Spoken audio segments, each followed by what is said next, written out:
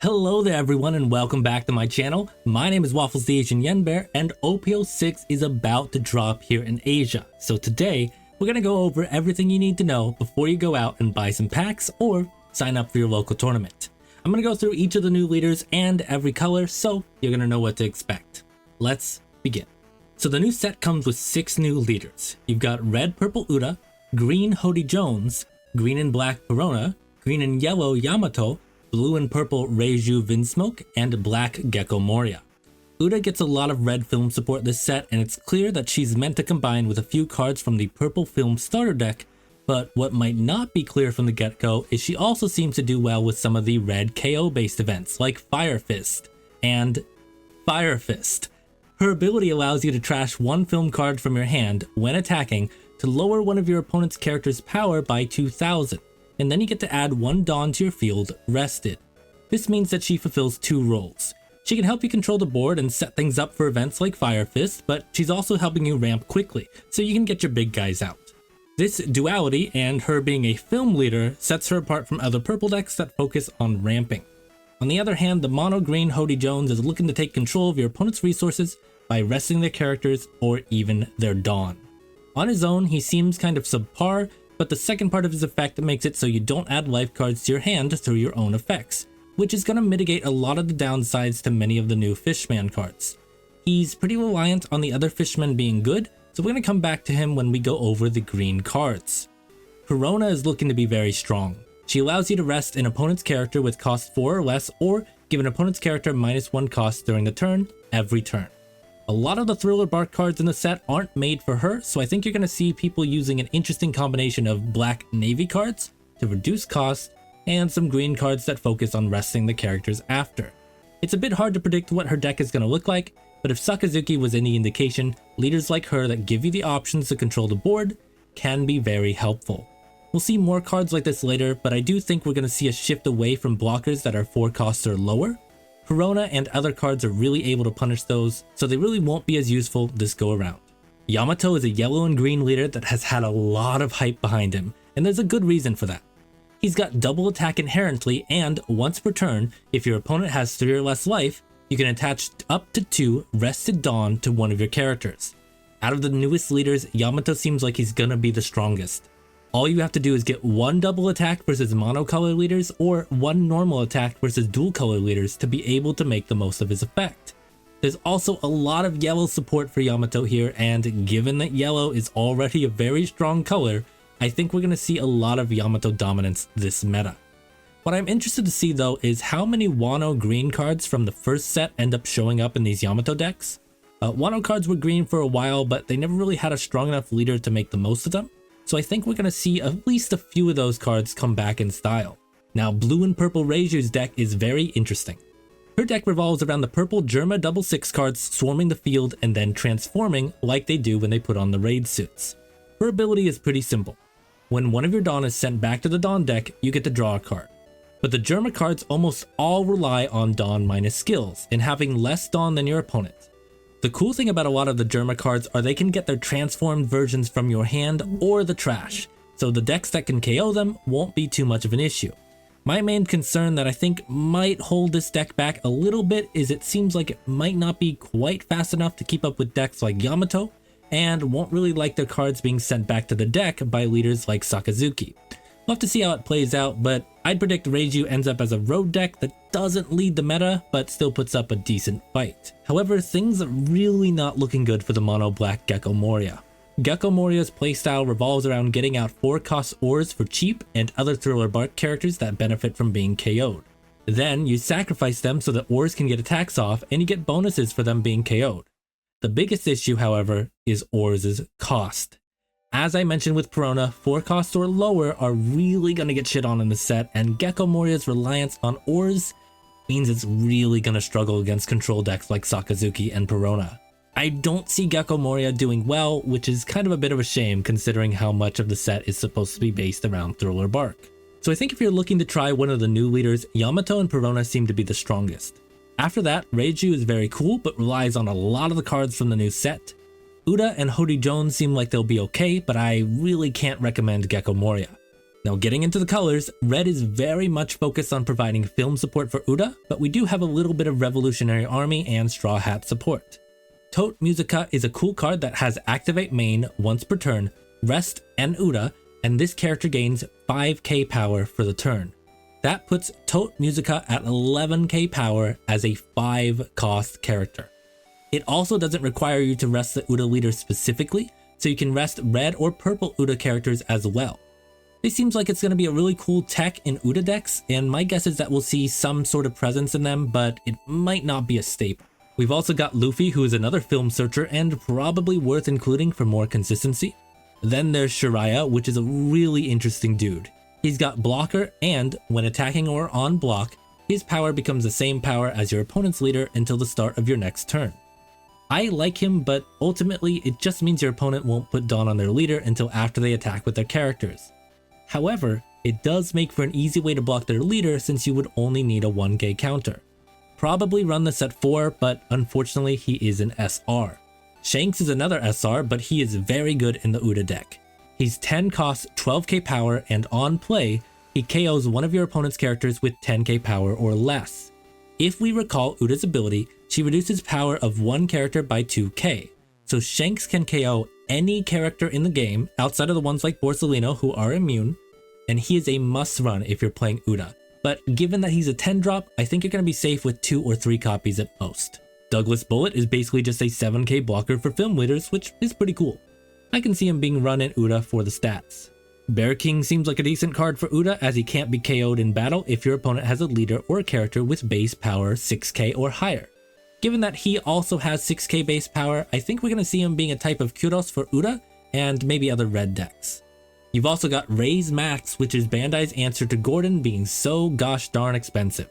He basically has the exact same effect as Gordon, and he's an uncommon. He's going to see use in any deck that would currently use Gordon. Azure Dragon Stamp Flowing Water, I don't know if that's the exact translation, but it's close as I can figure out, is a KO event for a 3 cost and 5k power or less. I think it's going to depend on your preference for this over the other KO events, but this does have the benefit of being a film card, so it's searchable in the film deck. And that's really it for the Uda highlights, but Revolutionary Army also benefits from a new Emporio Evenkoff who, on play, lets you search the top 3 cards of your deck and play a Revolutionary Army character with 5k power or less.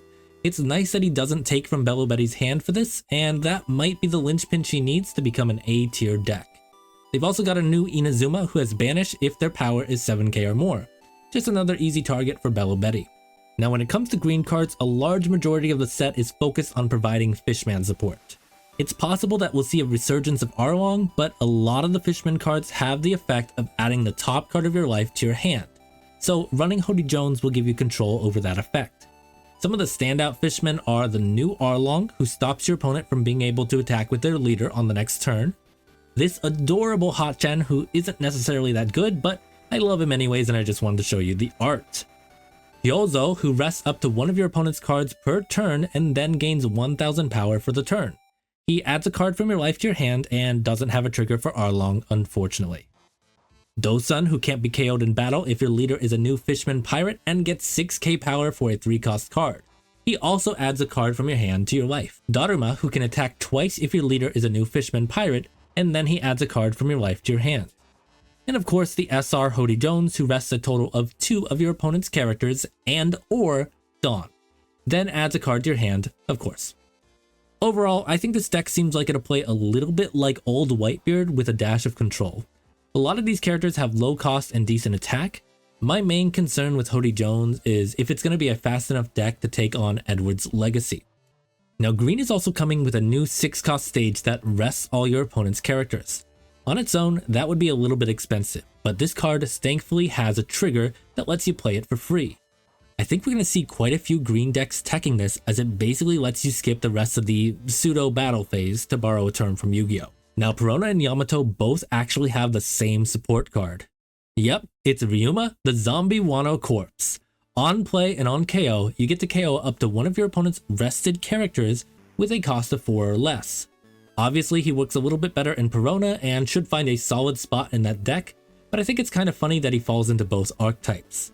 And I'd be remiss if I didn't mention the secret rare Zoro, because holy shit, if you haven't seen this, it is a 9 cost, 9k power character that has on attack, you pay 1 Dawn and he's active again, aka you get to attack again. Then he also has on main, you can do that again for 2 Dawn. 1 card with 3 9k attacks a turn is gonna be intense. I think that this is going to be Green's Katakuri, as in super fucking expensive. But the existence of this guy means that decks that are a little bit more defensive need to have an answer for it. If you can't remove him, you're gonna really struggle to stop it from wreaking havoc on you. When it comes to blue cards, it's mostly focused on buffing Blue Navy, which is an archetype that needed all the help it could get, he said sarcastically. We've got Aramaki, who blocks and basically provides a free Hound Blaze every turn with his ability. Tashigi is a better searcher, and Ten Murakumo Sword is an event version of Rob Lucci, but it sends to the bottom of the deck instead of KOing. There's also the Tsuru, which I find to be really interesting. You trash 2 cards from your hand to make your opponent return one of their characters to their hand, but your opponent chooses. I think this will see a bit of play as a tech versus yellow decks, since they tend to go for bigger characters. Thankfully, she also has a 2k counter, so she'll find use in other matchups as well. And there's also Gravity Sword, which is a really scary event. It's 7 costs, so it is pretty expensive, but you can place up to 2 characters with a cost of 6 or less on the bottom of their owner's deck. So it's 2 more Dawn than 3000 Worlds, but it hits 2 characters and the cost is 6 instead of 5. I think this is going to become a staple, at least in Sakazuki, if not other blue decks, but I really think we're going to see a lot of blue decks teching this one. Purple is really focused around Germa 66. You've got the whole Vinsmoke family outside of a certain someone. Each child has a low cost form and then a stronger, higher cost form. Most of the kids have some sort of variant of Dawn -1, trash this character, play the higher cost version from your hand, or trash. You also have Judge, who has on play Dawn -1, discard 2 cards, and play up to 4 different Germa 66 character cards with 4000 power or less, which all the base forms of the kids fall into. So Reiju's playstyle is going to be about getting the transformed versions out quickly to apply pressure to the opponents and using Judge to refill the board later. The only real issue this deck will need to solve is consistency. You do need to have both versions of each specific kid in your hand or in the trash, so I can see Reiju borrowing from a lot of the blue pool for draw cards. However, outside of Germa, I do want to highlight Zephyr because he does seem like an interesting card. On play, Dawn -1, nullify the effects of one opponent's character, and then KO it if its power is 5k or less after the effect is gone. This one seems specifically like Z support, which is really interesting because almost no one runs Z, but I'm kind of interested to see if he'll end up in other decks as well. On the black side, most of the Thriller Bark support is just focused on drawing, searching, and putting stuff in your trash, but let's take a look at Ors. He's a 4-cost 7k power character who cannot attack by default. However, he has main, you KO one of your Thriller Bark characters, and then his effect is nullified for the rest of the turn, aka he can attack. Like I said, this is cool, but it makes Gecko Moria rely too much on a low-cost card that can be easily removed. However, we do have something similar for Dressrosa support. Sai is a 3-cost 4k power character that has, if your leader has the Dressrosa trait and is active, this character gets plus 2k power. That puts him at a 3-cost 6k power character, and that's during both players' turns. I definitely think we'll see Sai being run at 3 or 4, but I don't think this is enough to get Rebecca back into a top tier spot. We've also got the SR Perona, who has on play, if your opponent has 5 or more cards in their hand, you can pick one of these 2 effects. They have to discard a card, or up to one of your opponent's characters gets a -3 cost during the turn. Clearly, she's made to work more with the Perona deck, but beyond having a pretty cool ability, she's also a 2k counter. I think we're going to see her run at 4, but unfortunately she is an SR, and she is a waifu, so you're going to have to pay the waifu tax. There's also Negative Hollow, which is a 2-cost event that discards a card from your opponent's hand. This one is interesting, but I don't think it's going to make a huge impact. On the yellow end, it's almost an even split between Wano and Skypiea support. The stuff for Skypiea is mostly focused around the Chandra Warriors and making use of Upper Yard. However, we really don't see Upper Yard being played, so a lot of this support seems like it won't be useful. There is a new event though, Reject. It's a 4-cost event that lets you choose between these 2 effects. 1. You can KO up to one of your opponent's characters with a cost of 5 or less. Or 2. If your opponent has 1 life, you deal 1 damage to them and then add the top card of your life to your hand. The second effect makes this pretty scary. It gives NL a little bit more of a win condition, and I definitely think we're going to see this being run at least at 2, maybe at 3. On the Wano side, we've got to talk about Onami because she elevates Yamato from being pretty scary to absolutely terrifying. Onami is a 2-cost character that gives a leader or a character banish when she's played. Double attack and banish Yamato is coming to bash you in the face. Bash you in the face. Yeah, so the cool thing with Onami here is that she isn't limited to what characters or leaders she can give that to, so other yellow decks will probably appreciate it too, just maybe a little less so than Yamato. Kikunojo is another Wano character that kind of benefits all yellow decks. When she's KO'd, if your opponent has 3 or less life, you get to add the top card of your deck to your life. Outside of the obvious longevity Yamato gets here, and Nell and Queen should absolutely be appreciating this one. I think we'll see this being run probably at 3 or 4. And that's it. So when it comes to set 6, I think you should expect to see a lot of green and yellow decks come into the forefront. I think Sakazuki still has a really solid place in the meta, but it now has to compete with things like early Yamato attacks and the 3 Zoro slashes to the face. Purple Luffy might continue to be played, but I can see some of those players jumping ship to get on the Yamato train. So good luck everybody. My name is Waffles the Asian Yen Bear, and I'm gonna be king of the fucking pirates. Bye!